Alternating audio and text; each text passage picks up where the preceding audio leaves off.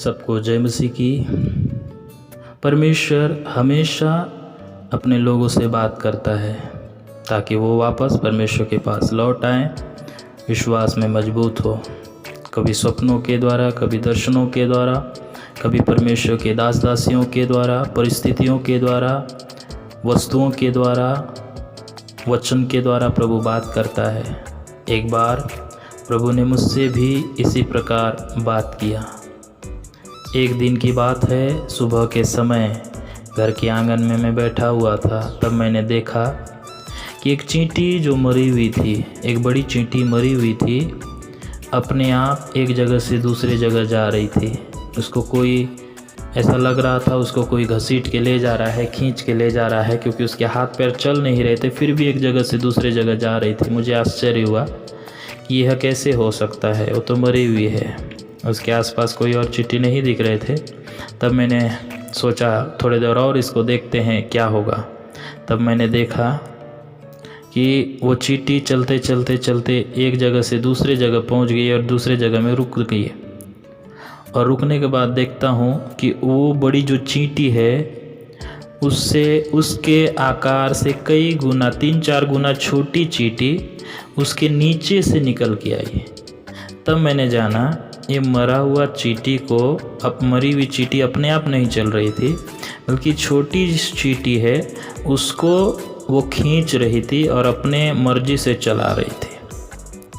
तब इस बात को प्रभु ने मुझे सिखाया, जिस प्रकार वो बड़ी चींटी है जो मरी हुई है, उसी प्रकार मनुष्य जो है पाप के कारण से मरा हुआ है, और जो छोटी चींटी है वो शैतान है।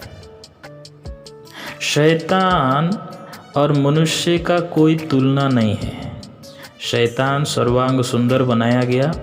शैतान जो स्वर्गदूत था उसको सुंदर बनाया गया, बुद्धिमान बनाया गया, सबसे अच्छा बनाया गया, लेकिन पाप के कारण से उसे नीचे ढकेल दिया गया, तब वो शैतान बना।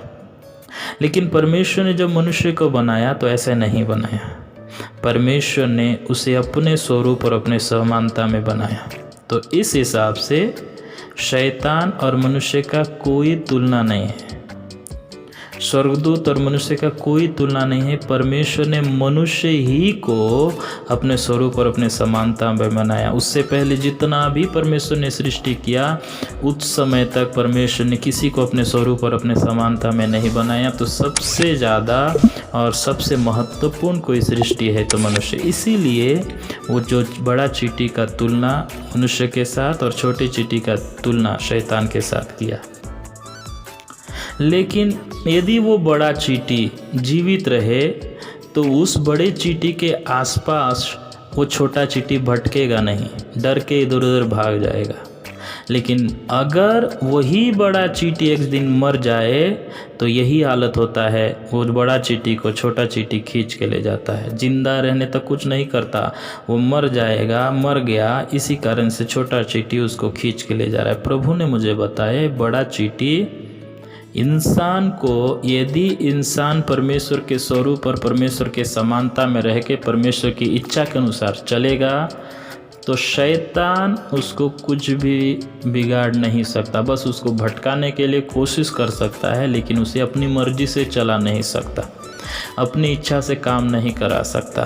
लेकिन जब व्यक्ति शैतान के बहकावे में आकर पाप करता है, फिर उसके बाद वो आत्मिक रीति से मर जाता है। आदम हव्वा को परमेश्वर ने कहा जिस दिन उस फल को खाओगे अवश्य मर जाओगे। उन्होंने खाया, वो जीवित तो थे लेकिन आत्मिक रीति से मृत अवस्था में पहुंच गए, क्योंकि वो परमेश्वर से अलग हो गए। परमेश्वर का वचन कहता है हम पाप के कारण से मर गए हैं, और परमेश्वर का वचन कहता है पाप के कारण से हम परमेश्वर से दूर हो गए।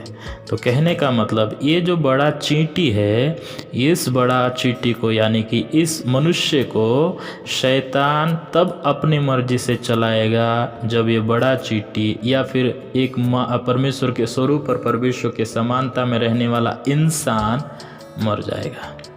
चींटी को देखकर चींटी के बारे में मत सोचिए, बड़े और छोटे के बारे में सोचिए और मृत अवस्था के विषय में सोचिए। परमेश्वर का वचन कहता है आगे हम परमेश्वर के वचनों में कुछ बातों को देखेंगे।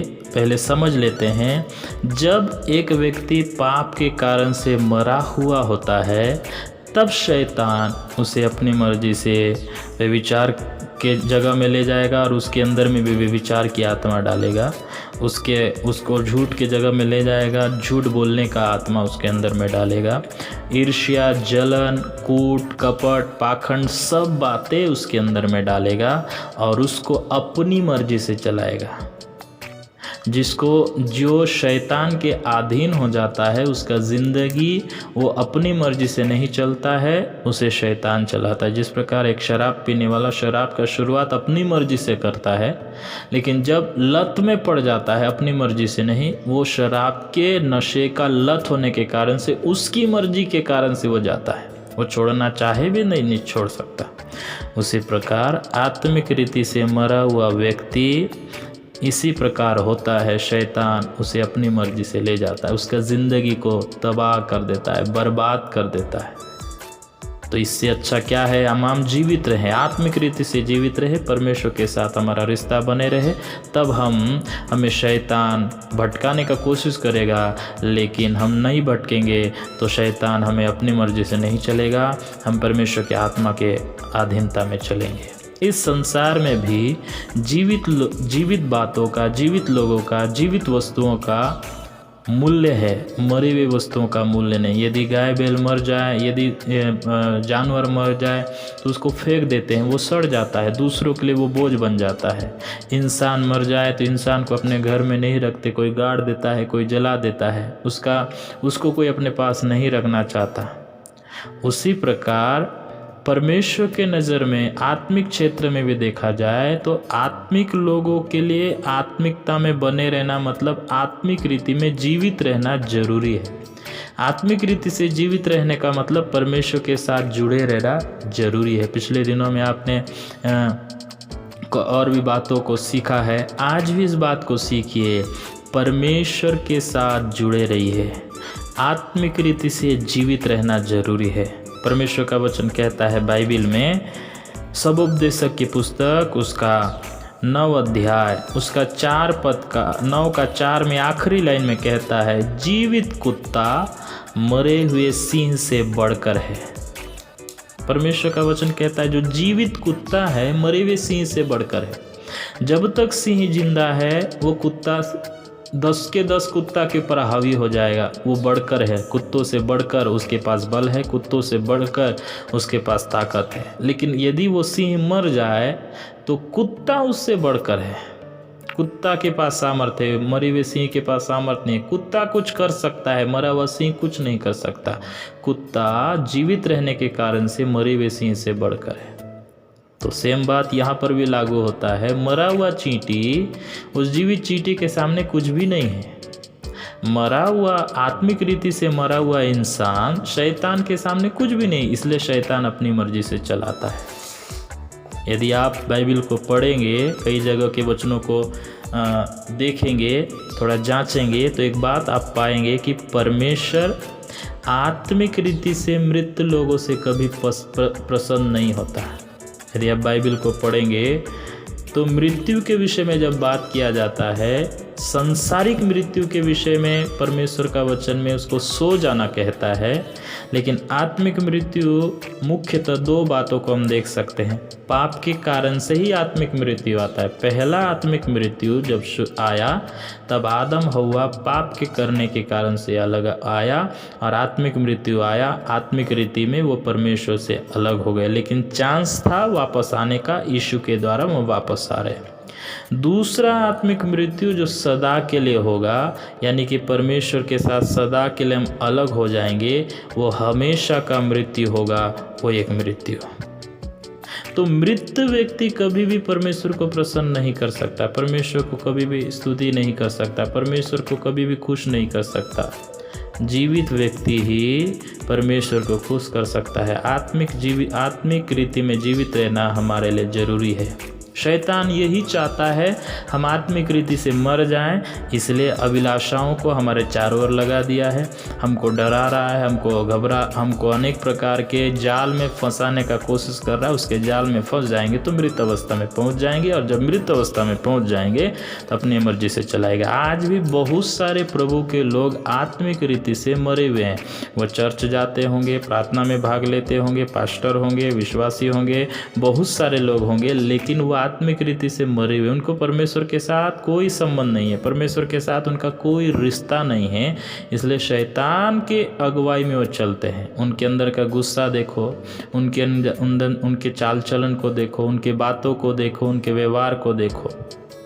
आत्मिक रीति से मरा हुआ व्यक्ति ऐसा ही है, शैतान उसको चलाता है।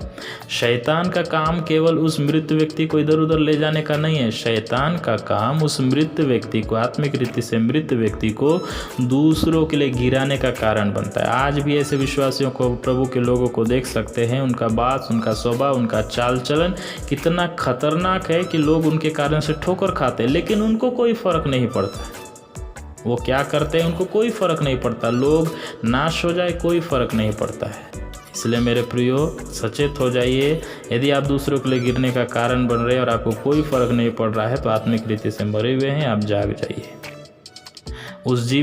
उस मरी हुई चींटी के समान मत बनिए। प्रभु मौका दिया है।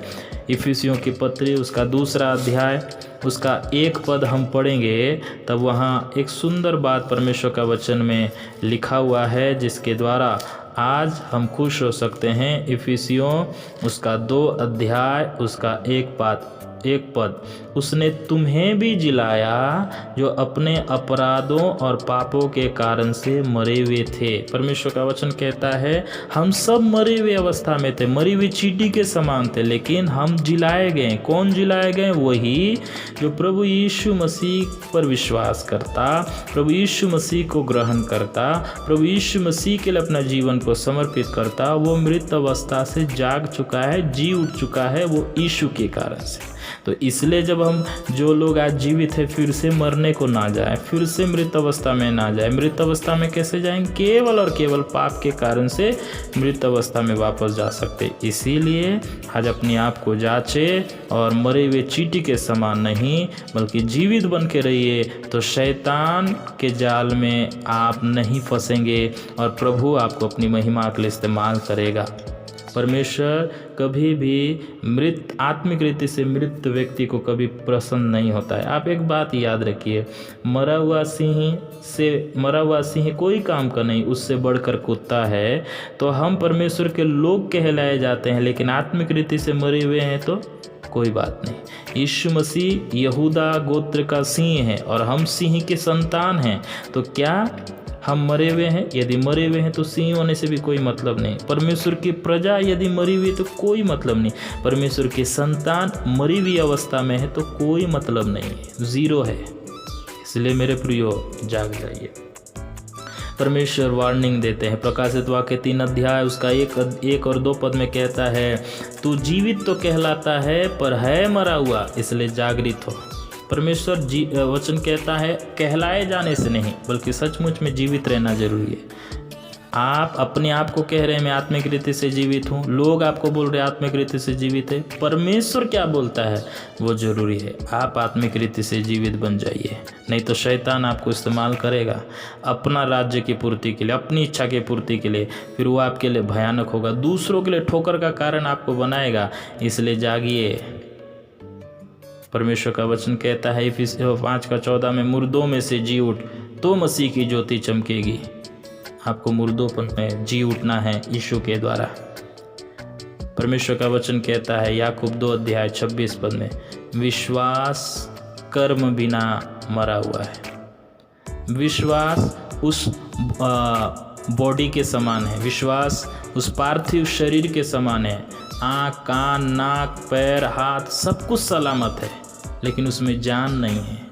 वैसे ही आप विश्वास करते हैं सब बातों पे, परमेश्वर पर, यीशु मसीह पर, पवित्र आत्मा पर, वचन पर, दान वरदान पर, बाइबल के एक एक बातों पर विश्वास करते, उस बॉडी के समान है। लेकिन वो बॉडी, मृत बॉडी कुछ नहीं कर सकता, मृत शरीर कुछ नहीं कर सकता। उसी प्रकार आप विश्वास में हो, लेकिन यदि आप कर्म नहीं कर रहे हो, आज्ञा का पालन नहीं कर रहे हो, प्रभु के वचन के अनुसार अपनी जिंदगी को नहीं चला रहे हो, तो मृत हो, मृत विश्वास है। ऐसा विश्वास कोई काम का नहीं। ऐसा विश्वास तो दुष्ट आत्माएं भी करती है। याकूब की पत्री 2 में आप पढ़ सकते हैं। इसलिए मेरे प्रियो, आज इस मरी हुई चींटी के द्वारा आपको सीखना है। मुझे प्रभु ने सिखाया, मुझसे प्रभु ने बात किया, वही बात मैं आपको शेयर कर रहा हूँ। आप आकार में बड़े होने से, परमेश्वर के स्वरूप और परमेश्वर के समानता में हम बनाए गए हैं बोलने से नहीं होगा। जीवित रहना जरूरी है, आत्मिक रीति से जीवित रहना जरूरी है। यीशु मसीह पर विश्वास कीजिए, क्योंकि वही एक ऐसा है जो आपके पापों के लिए कुर्बान हुआ। यीशु मसीह पर विश्वास कीजिए, उस पर विश्वास करने से ही आपके सारे अधर्म माफ़ी मिलेंगे।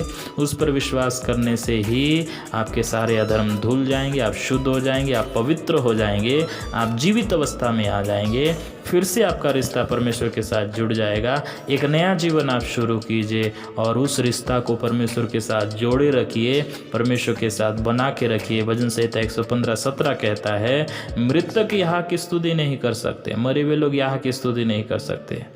आत्मिक रीति से मरा हुआ होना, आराधना नहीं कर सकते, प्रार्थना नहीं कर सकते, आज्ञा का पालन नहीं कर सकते, कुछ नहीं कर सकते। मृत शरीर क्या कर सकता है? जीवित शरीर ही कुछ कर सकता है। जीवित, आत्मिक रीति से जीवित व्यक्ति ही परमेश्वर की इच्छा के अनुसार चल सकते हैं। मरी हुई चींटी मत बनिए, मरी हुई चींटी के समान मत जिए, आत्मिक रीति से जिए। एक ही रास्ता, यीशु मसीह पर विश्वास, और उसके लिए अपना जीवन समर्पित करके एक ऐसा ज़िंदगी जो परमेश्वर चाहता है। प्रभु आप सबों को आशीष दे और आप सब बोझ ना बने। मृत शरीर बोझ बनता है, आप बोझ ना बने, बल्कि दूसरों के लिए आशीष का कारण बने, ठोकर का कारण नहीं बने, उन लोगों के लिए आशीष का कारण बने, लोगों के लिए बढ़ोतरी का कारण बने। प्रभु आप सबों को इस्तेमाल करें, शैतान आपको इस्तेमाल ना करे। शैतान के लिए तब हम इस्तेमाल के योग्य हो जाते हैं जब हम मृतक, आत्मिक मृतक में पाए जाते हैं। परमेश्वर तब हमें इस्तेमाल करता है जब हम आत्मिक रीति से जीवित पाए जाते हैं। आप चुनाव करना है, आप चुनना है, आप किस अवस्था में रहना चाहते हैं। आपको आज चुनना पड़ेगा, आपको कौन इस्तेमाल करना है। परमेश्वर इस्तेमाल करना है तो ऐसे ही बोलने से इस्तेमाल नहीं होगा। इस वचन के अनुसार यीशु मसीह पर विश्वास करके मुर्दों में से जी उठिए तो मसीह की ज्योति चमकेगी, और जब ज्योति चमकेगी आप एक नया इंसान बन जाएंगे। प्रभु आप सबों को आशीष दे। यदि ये वचन अच्छा लगा तो ज़रूर शेयर और सब्सक्राइब करें और दूसरों को भी बताइए, ताकि और भी लोग देख सके और वे भी जागृत अवस्था में आ सके। प्रभु आशीष दे।